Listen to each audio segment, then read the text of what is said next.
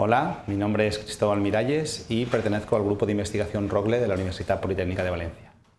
En este vídeo vamos a hablar de parámetros básicos en líneas de producción. Los objetivos que se pretenden es, primero, clasificar someramente las líneas de producción dentro de las diferentes tipologías de configuraciones productivas existentes. Luego, conocer y saber calcular los distintos parámetros que permiten gestionar y controlar adecuadamente los sistemas productivos en línea. Dominar el cálculo de estos parámetros en presencia de estaciones paralelas, tanto idénticas como no idénticas, y todo ello para desarrollar capacidad de análisis y saber anticipar cómo ven modificado su comportamiento los sistemas productivos cuando reconfiguramos los procesos.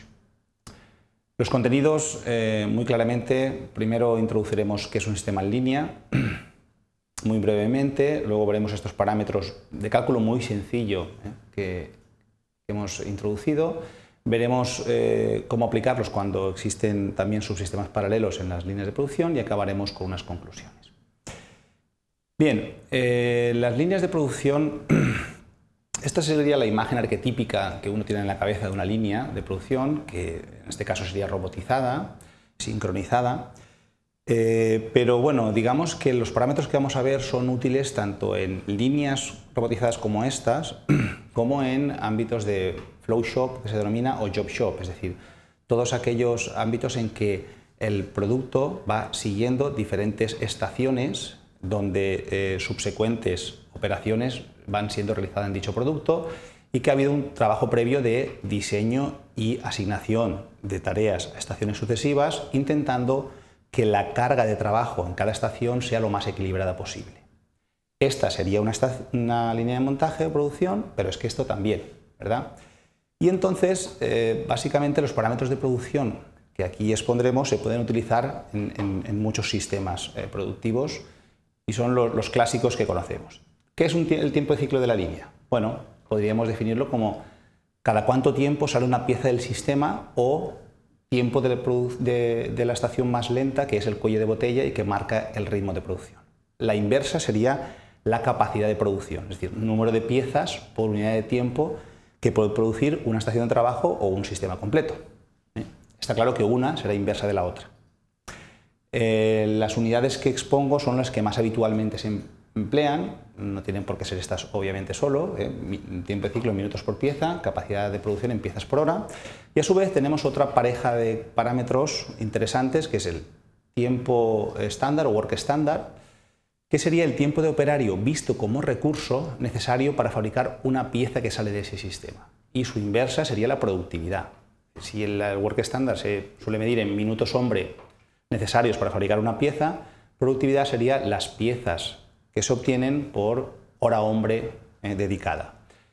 En realidad la productividad siempre se define, bueno, esto sería también una inversa de la otra, pero bueno, decía que la productividad siempre se define como output partido input, es decir, resultados obtenidos dividido entre los recursos que yo dispongo para obtenerlos.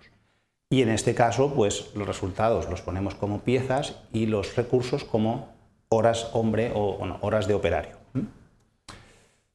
Vamos a ver un ejemplo de un diseño de una línea de producción. Pensemos que están estas tareas de la A a la K con sus tiempos correspondientes en minutos y bueno, la cuestión es preguntarnos cómo asignar esas tareas a estaciones sucesivas de trabajo. Con 4 operarios esta sería una posible asignación, donde el cuello de botella sería la estación verde con 20 minutos. Eso significaría que se generan tiempos ociosos en las otras estaciones de 5 minutos.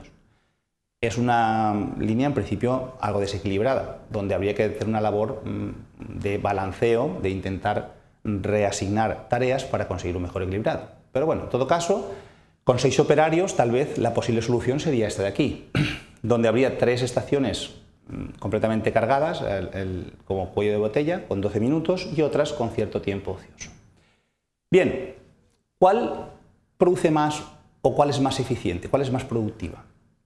Aplicando los parámetros que hemos visto anteriormente a una y a otra, tendríamos que la de 4 operarios, su tiempo de ciclo, como os he dicho, sería 20 minutos. Eso significa, calculando esa inversa, 3 piezas por hora. El 6 operario sería 12 minutos pieza, que es el cuello de botella, lo cual significa 5 piezas hora. Esa es la que produce más, obviamente, es la de los 6 operarios. ¿Cuál es más productiva? Pues ahí tendríamos dudas, es decir, ¿dónde se usan mejor los recursos? Bueno, pues calculando el work estándar y luego invirtiendo para calcular su productividad, tendríamos que en la de 4 operarios tendríamos un work estándar de 80 minutos hombre necesarios para fabricar una pieza que sale del sistema, mientras que en la 6 operario con 72 minutos hombre ya obtenemos esa misma pieza. Bien, aquí entramos en un debate que además incluso en los últimos años ha devenido en bastante polémico, ¿no? La productividad, ese término que escuchamos casi diariamente, ¿no?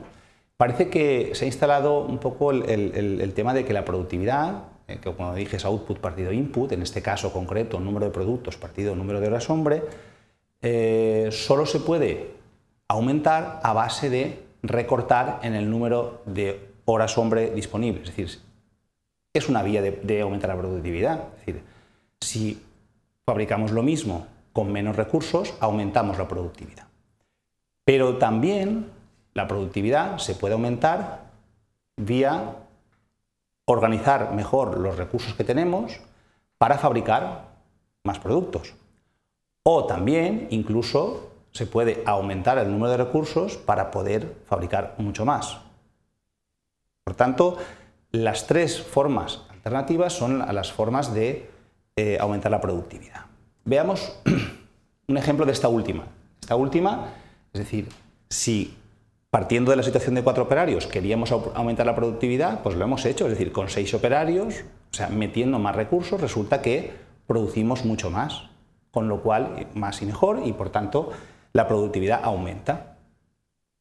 Un ejemplo de la otra forma que he dicho, es decir, partiendo de esas 4 operarios en la situación inicial que hemos dicho, si quisiéramos aumentar la productividad, también podríamos aumentarla con los mismos recursos, reorganizando las tareas de manera que se produzcan más productos, es decir, equilibrando mejor la carga de trabajo. Por ejemplo, con esta disposición que vemos aquí, donde se consigue un cuello de botella menor, lo cual deviene en una capacidad productiva algo mayor y por tanto una productividad mayor, ya que utilizamos mejor los recursos disponibles. Bien, ¿y si hay 2 estaciones en paralelo? Vamos a ir más allá. ¿Y si la línea no es serial y se diera una duplicidad de estaciones? Bueno, el cálculo interno en esa etapa para calcular su tiempo de ciclo es fundamental para poder compararlo con las estaciones anteriores y posteriores para así definir quién es el cuello de botella de todo el sistema completo. Pero primero hace falta un trabajo de intraestación de definir bien su tiempo de ciclo.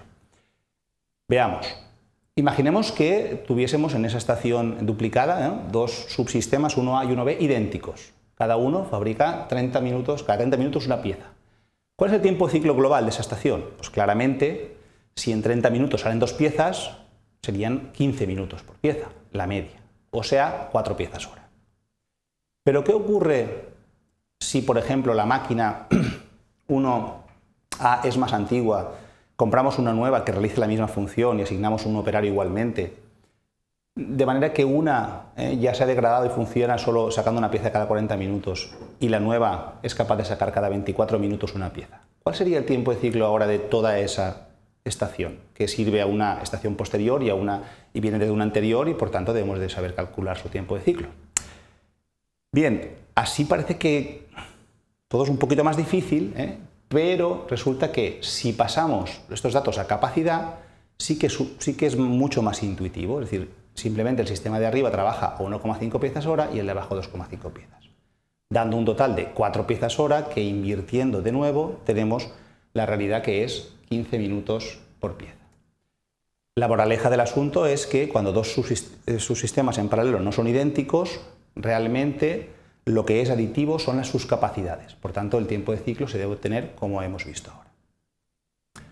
Esto es muy potente de cara a sistemas reales, donde haya sistemas en paralelo, operarios en paralelo, uno que realiza en un tiempo, otro en otro, y por tanto nos permite, digamos, analizar los sistemas de manera muy interesante, tanto con configuraciones más simples o más complejas, y bueno, con estas herramientas podemos diseñar y analizar la capacidad y productividad de sistemas productivos complejos de manera relativamente sencilla.